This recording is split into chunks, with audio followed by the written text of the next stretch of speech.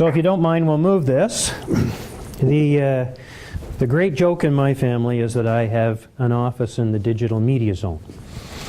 Because unlike you, I wasn't born with technology. And unlike many of my colleagues, I haven't adapted to it. So my wife and children regularly tell me the good news about that is that if you have trouble turning it on, somebody can assist you with that. It's great to be back here at Western. It's great to be, of course, back home because I live here, notwithstanding I'm doing work for that other place.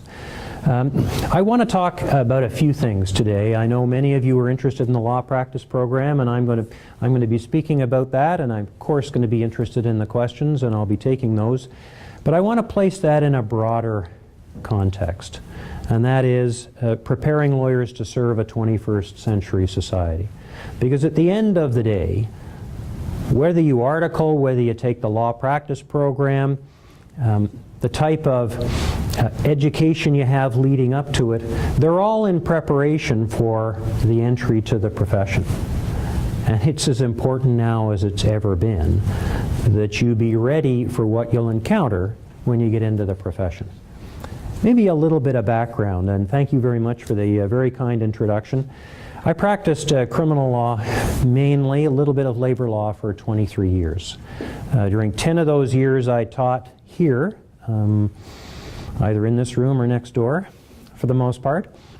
During that period of time, I helped set up a legal clinic, the Neighborhood Legal Services Clinic, and also, as was very generously outlined, I helped set up the careers office. They didn't have one at the time, and thought they needed one, and they did, and so we set one up. And then I got into politics, did that for 10 years, absolutely fabulous, and now I'm executive director of the law practice program.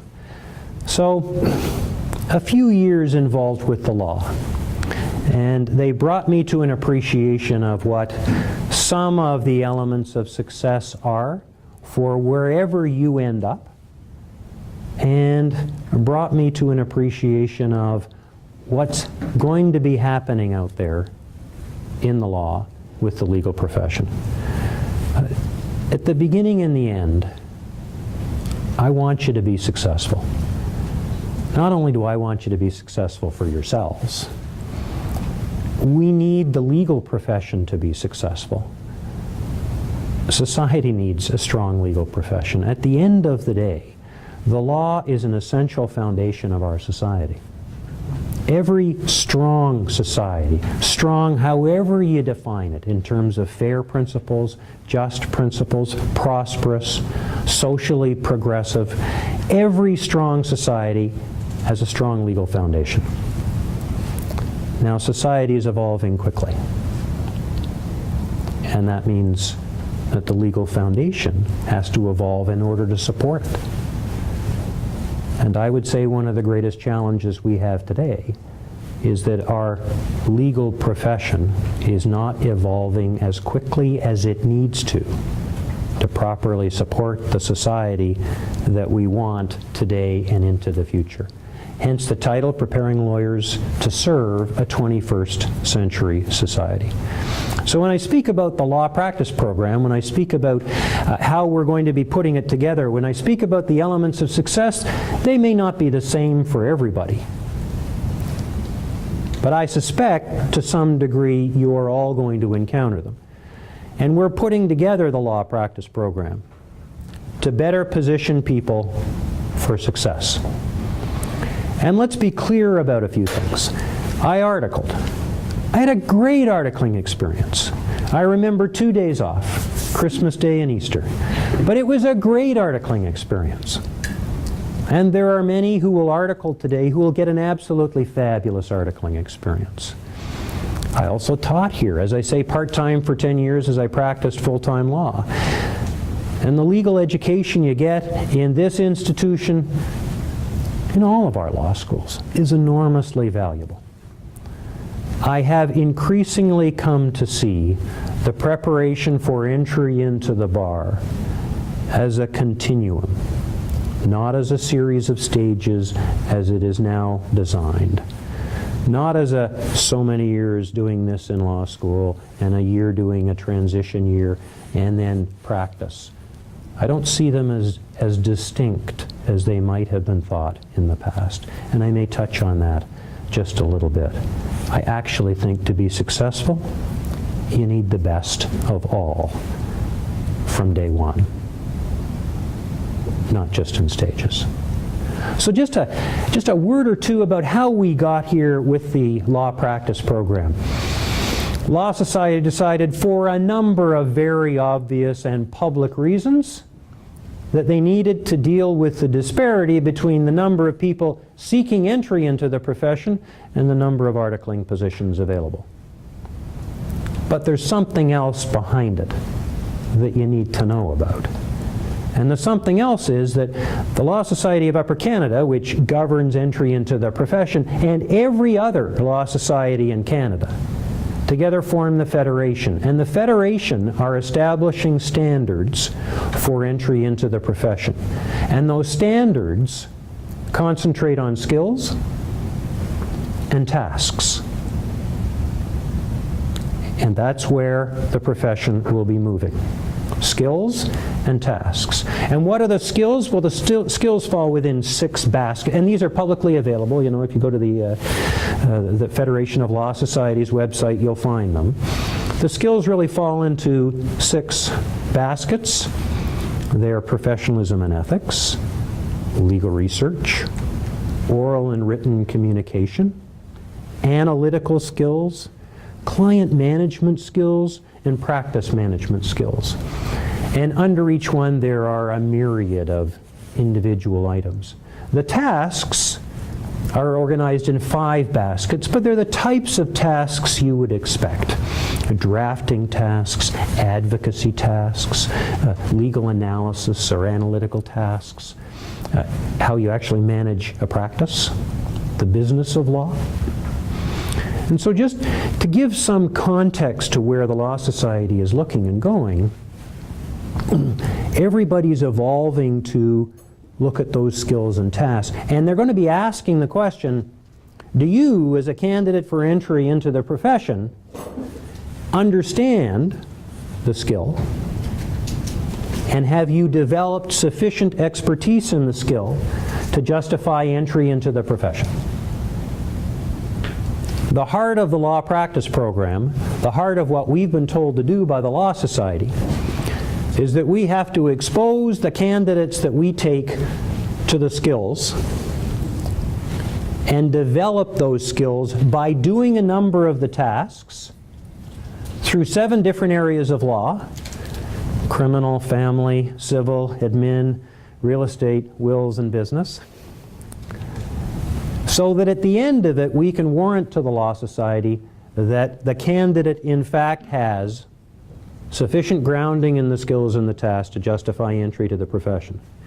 And we're doing all of that in 4 months of a training program and 4 months of a work placement. It's pretty ambitious, but that's what we're doing. And that provides a little bit more context, I think, for this new creature called the law practice program. Because whether you're in this or whether you're articling, you're going to find, I think, a healthy attention to the types of skills you're developing and a healthy attention to the types of tasks you're performing.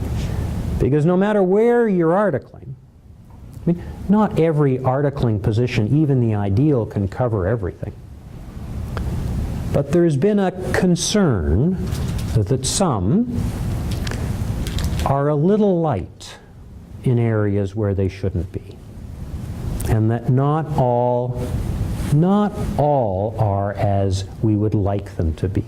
So by the Law Society stepping in and placing a greater emphasis on skills and tasks, it's going to help all. It is the standard we have to achieve, but it's going to help you wherever you end up, and they're all good. And I'm not arguing one over the other, please. I'm not at all. So just a little bit of context before I go into some more details about the law practice program. What we hope to get our candidates thinking about, and what I think you should be thinking about however you enter the profession, is that the elements of success in the profession are going to be, are you innovative? Are you entrepreneurial, and I mean in the broadest sense? Are you tech savvy? Yeah, of course. Are you socially and globally aware? And I'll come back to that. Are you able to adapt to change and take advantage of change? There is a constant, and you all know it, and you all live it. And the constant is change. Society is evolving in many different ways. You've all got, and some of you are using, laptops, iPads, similar devices from other companies, and the mobile phone. The mobile phone, which can do more, that little device, than this entire room filled with computers could do when I left law school. Staggering. But it's fundamentally changed everything we do, and it's changed almost everything. And it's changed our outlook on life. No pun there. It's changed our outlook on life. But it hasn't changed the legal profession as much as it's about to. It hasn't.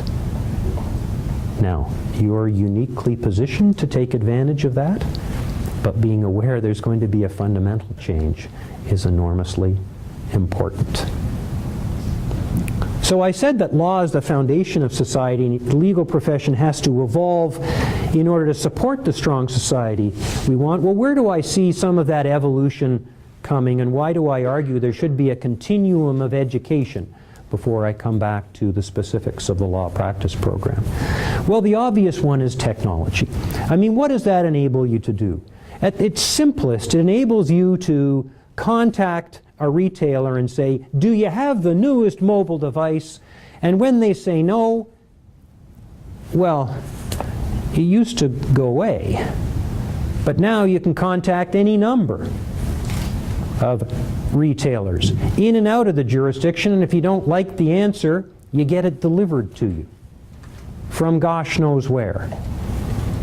You can do sitting at your desk, and you may be doing now, sitting at your desk, any number of tasks. There's nothing wrong with that. That's all good. But in the law, we can't file a small claims court application in the same simple way most of the time. How is that possible? It shouldn't be. And it won't soon be. Not because the profession's going to change, but the public is demanding change. eBay. Everybody's heard of eBay. You might well have used it. Resolves 60+ million disputes a year online. Quickly, cheaply. 60+ million. That's a lot of disputes. You go to small claims court, it can take you a year or two. And you have to go. And you have to be there. This evolution is coming. The British Columbia Legislature has passed a law supporting the online resolution of disputes. And we heard last week at the Access to Justice Symposium, it's one that excludes lawyers. So the evolution is coming, and the question for you as incoming members of the profession is not just, well, what does that mean for me, but how do we take advantage of the change that's being driven by technology and our familiarity with technology to be successful in the future? That's just one tiny example. A number of you may already have articling positions at large firms. Large firms that serve major institutions, like banks. Well, there's a revolution in the way those legal services are paid for that's coming and is going to shake up the largest of firms very, very quickly. So it used to be that if you had a client would come in and say, I want a service. You'd start the meter, you'd get all the lawyers working on it, And when it was done, you'd give them the service and give them the bill, and they would pay the bill. Now, over the past decade, they've become a little less interested in paying the bill, so they started to challenge the bill. They also started to take a lot of the work in-house, so we've seen an explosion in the growth of in-house business, corporate, legal departments. But now they're doing something else. If you want legal work, whether it's business or civil, with a major institution, they're putting out RFPs, requests for proposals. Everybody gets to bid, so you're all talented lawyers, and maybe you've worked for the client before, and they say, that's wonderful. Now I want you to bid on this work, and I'm going to take the one I decide. And now they're going the next step, which is to say, well, that's great, now you've bid on the work, and that's wonderful. Now, we've hired him as a consultant, and he's going to project manage the legal work you're doing to make sure it's done the way we want it to be done at the lowest possible price. In the same way you'd project manage a successful construction project. Nothing wrong with that. But that's coming. And how much of that do you know today? How much of that are you aware of today? Are you familiar with these changes? Is it legitimate to ask that while you're receiving your legal education, you also receive some sense of how the principles you're learning about and understanding are applied once you get called? And I'll argue in a moment, of course. Of course it does. It's enormously important. That's preparing to serve a 21st century society. Because the failure to be able to serve the society will invite the society to opt out of your services. And we've seen some of that happening. Companies that have a dispute don't want to wait 5 years for an answer. So they're hiring an arbitrator to give them an answer with full argument in much less than a year, even for disputes that can be $100 million. They're bypassing the courts. And international arbitration centers are being set up by jurisdictions that realize that if they're the center for resolving legal disputes, they're going to attract the companies and the entities that need to resolve them quickly. I said a strong legal system is the foundation of a strong society. I mean, part of what makes our society work is that we have the contract principles, they're protected, and you can get an answer to a dispute in a peaceful way. But if you can't get an answer at a price that you can afford or are willing to pay, and if you can't get an answer at the time that you want, then you're going to go somewhere else. Because that is a characteristic of this society. We're not prepared to take no for an answer, or we're not prepared to take what he wants just because I've said that that's all that's available. You want your own. It's the app world. It's what I want in the way I want it, when I want it. Not 9 to 5, as Monday to Friday, 24/7. That's the world in which you've been living and do very well in. But it's not the world in which the law has necessarily been operating, but it will be expected to. So why do I say all that? The ability to understand that change is happening, is going to happen very quickly, to adapt to change, take advantage of change. Those are essential skills. They should be inherent in our education. Why? Because when you study the very important legal principles, you'll want to know whether those principles are actually being applied out there, or whether there's something inherent in the process that is preventing their application. You'll want to know that.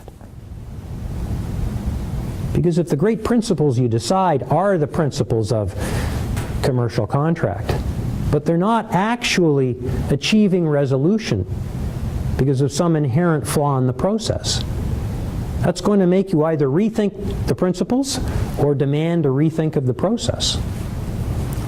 And likewise, we study precedent as well as the statutes. Well, precedents come from a context. They're a context of a time, of a dispute, of an approach. Today, the context might be different. So maybe the principles should be different. So there's always been, and there should be, a relationship between the substantive and the practice. And I would argue there needs to be a much stronger relationship. Clinics provide the entry point to that practice context. You've got to have the skills that clinics represent in order to be successful in any part of the profession. But it's only the first part. Practice is even more than clinics can possibly hope to represent. So in order to prepare for the profession, we need to weave together the practice, the substantive, the theoretical, the different skills. And be aware that when you go out into the profession, it's going to be changing very, very quickly. And the people that employ you, or that are going to be your partners, or are seeking your legal advice, will be seeking it in fundamentally different ways than they might have sought it from me. Fundamentally different ways. And unfortunately, the way they sought it from me is not changed as much as it will yet. But within 5 years, I suspect. So what are we doing with the law practice program that will, in our view, position candidates for success? Because I spoke about the contract we have with the Law Society to expose students and help them develop skills by doing tasks through the lens of different areas of law, but really our standard is so much more than that. We want to position people for success. We want to get you thinking and doing in a way that you can flourish wherever you go. Whether you go to the largest law firm in the country, and we've had discussions with some of the largest. Whether you go into government, we've had those discussions. Whether you go into a clinic, whether you start your own practice, you go into a mid-sized practice. No matter what you're doing, whether you're going to a corporate law department, and we've already secured placements in many of these. We want people to be successful. Because the other constant is I don't suppose anybody really knows where you're going to be in 5 years.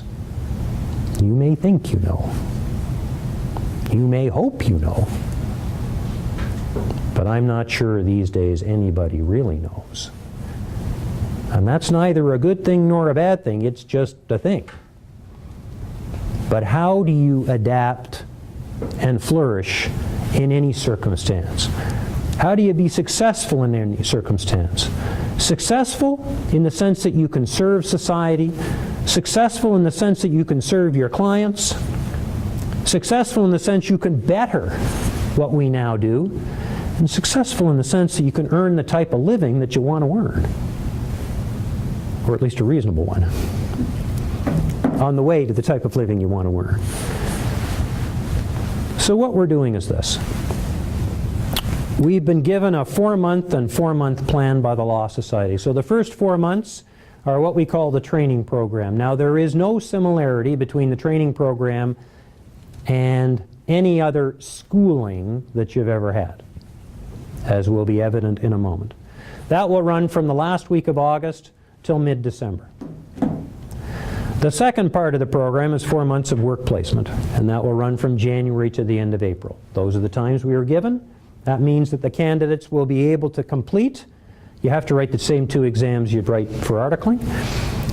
And then you can get called to the bar at the same time as if you were articling. They are equivalent routes. Equivalent routes. So what happens during the 4-month of the training program? 3 weeks will be on campus. That last week of August, the Thanksgiving week, and not the Monday, and a week around the 15th or 14th of December. They're in-person weeks. The rest will be interactive online. And by interactive, I don't mean somebody speaking and you listening. That's not what I mean. I mean interactive. So when you come at the last week of August, you will already have been organized into law firms of 4. You know, much of what we do in law school is an individual activity. Most of life is a group activity. That's one of the things that I've been told consistently by the lawyers we're asking to help us design the curriculum and asking to take the candidates. Do people know how to work in groups? Most no. Because we don't do a lot of that. So we're designing the curriculum. You're in groups of 4. Everything you do will be through the eyes of the lawyers in that firm. You are the lawyers. Every lawyer will be supported by a senior partner, the mentor. The courses being designed by, will be delivered by, and the mentors are practicing members of the bar. All of it. And all of them. So when you come, there'll obviously be 1 or 2 foundational presentations. What is professionalism and ethics? Maybe. But not a lot of that. During that first week, you'll have an interviewing exercise to do. The fact situation will be maybe a combination of a criminal and family issue, and you'll start to interview. And the interview that you do will be assessed. Everything will be assessed. Everything will be critiqued. The point is to get you to understand the principles, to practice the principles, to figure out how to do it better. Because none of these skills are finite. And interviewing and understanding, listening and understanding, are one of the key core skills for success, not just in law, but I would argue anywhere. Listening and understanding. And so after you do that, the next day we may have you stand up and do a presentation in front of however many people there are, 60 or so per group. There'll be a lot of that. There'll be a lot of presentation in front of people in ways one hopes put you in some distress, challenge, under stress. The ability to perform under stress is essential to success. So whether it's in a small group or a large group, the ability to advocate, whether you're going to be an advocate in a courtroom, whether you're going to ever go before a tribunal, doesn't matter. So you're doing business law and you have to make a presentation with 5 people, none of whom want to hear what you have to say. How do you get them to listen to you, understand, and then agree with you? That is a skill. You've got to develop that. So we're going to start that from the very beginning so that no matter, by the end of this, no matter where you are, you'll be able to make a presentation with much more confidence than when you started. And some of these will come with notice and some will not come with any notice. We're then going to get you to do the obvious, which is set up a file in a legal system, because that's something that will be a consistent here. Law firms have files. Law firms have clients. Law firms have the expected and the unexpected. And you'll carry these files throughout. And then the next week, when it's online, for example, what do we mean by online? We mean that there'll be a partners meeting, there'll be another file, there'll be an interactive discussion or interview, there'll be a foundation presentation on legal research, so you can do legal research in a context which you may do around here, but maybe not. It's not a month to do the research.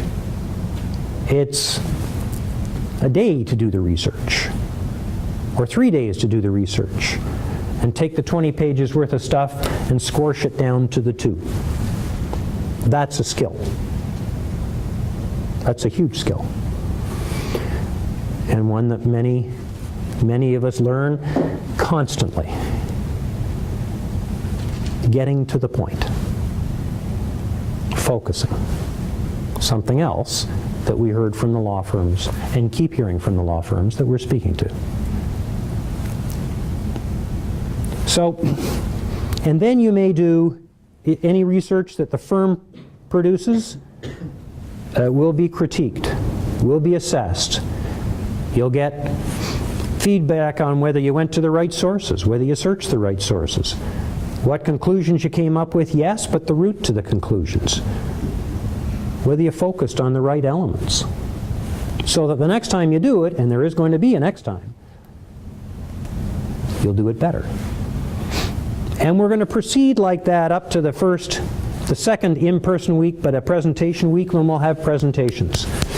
And the presentation might be a negotiation. You might be doing a discovery in a civil matter. You might be arguing a motion.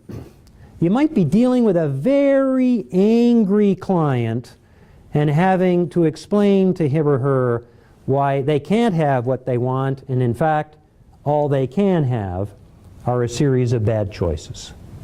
That's a skill too. But you'll be doing 4 of those, all critiqued, all assessed. When I say critiqued, assessed, I know everybody's thinking about marks.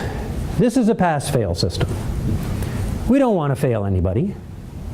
We want you to be better. We haven't been given a quota. We don't have a bell curve. There is, unfortunately or fortunately, no bell curve for skills and tasks. They can only keep getting better. We want you to be better. Our goal is not whether you hit the minimum standard. Our goal is whether you're positioned for success. That is a different standard.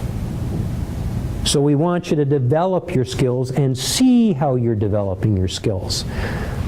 This is not going to be necessarily easy. It's not going to be easy. It's going to be rigorous. It's going to be intense, as you would expect of an excellent, thorough articling position. It will give you a portfolio of tasks, a portfolio of experiences that you will be able to present to any prospective employer that will impress them with the range and the depth of what you've done. The last week of the course, another presentation week, and of course we'll want you to do higher end presentations, such as an examination, a cross-examination. We're still deciding which. All of which you'll have preparation for, been given advice and instruction on, been given some practice, so we can develop those skills. And they'll also be in there, woven throughout, but also in there there'll be a specific week, sort of a day in the life of. So one day you may be put in the context of a law clinic. The next day may be you're in a corporate law department. The third day might be you're in the largest of the large firms. The fourth day you may be in a specialty firm which does choose your discipline, criminal, family, whatever. To give you a sense of how the interview, for example, or the flow of work, or the urgent issues, or the ethical and professional issues can come at you different ways. You know, interviewing a criminal law client is not necessarily the same as interviewing an institutional bank client. They might both be interviews about money, but they're not necessarily the same interview. Interviewing clients, and we were discussing this with some clinic directors the other day. Interviewing clients that come into clinics may present a fundamentally different challenge. Or if you're a lawyer supporting an abused women's center, having that interview, a deeply emotional experience, and trying to elicit information that you can then act on. It's a different experience. You need to understand the context in which the skill is being employed. And that's really what we're going to be doing through this journey. And then from January through to the end of April is the work placement. And the work placement will be in places that could otherwise take, or may well be taking, articling students. The candidates will have the equivalent status. And we're going to help secure them, and we're going to help secure paid ones.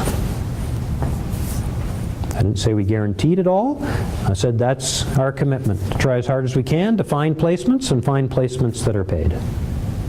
So that the conclusion of this, that will bring to life some of the experience you had during the course. At the conclusion of all this, you're better positioned for success.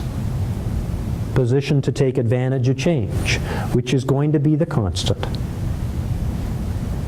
And wherever you end up, you'll have a portfolio of skills and tasks that you've been exposed to.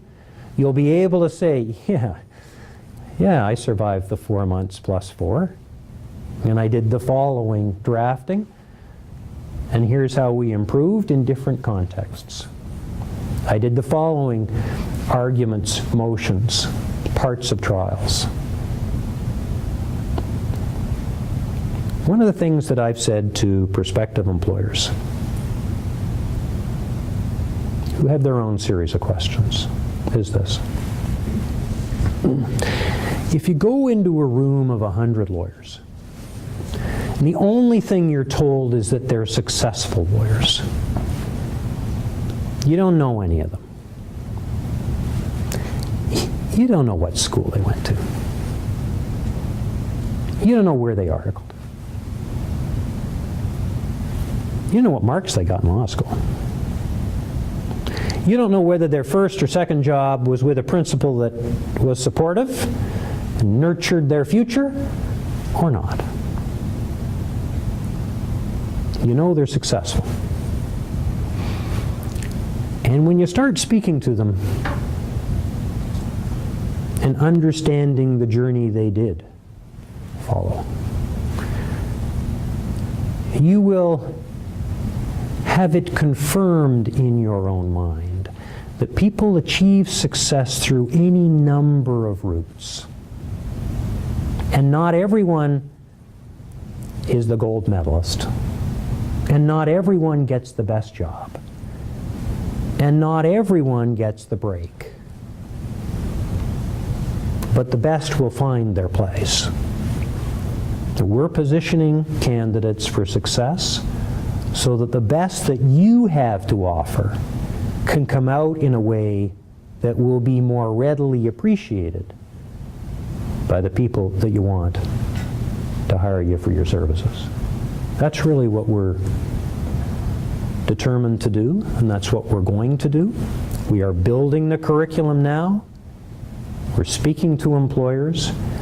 First of its kind, it's going to be a journey, but it's a fascinating journey, and I'm looking forward to your questions. Thank you very much. Okay.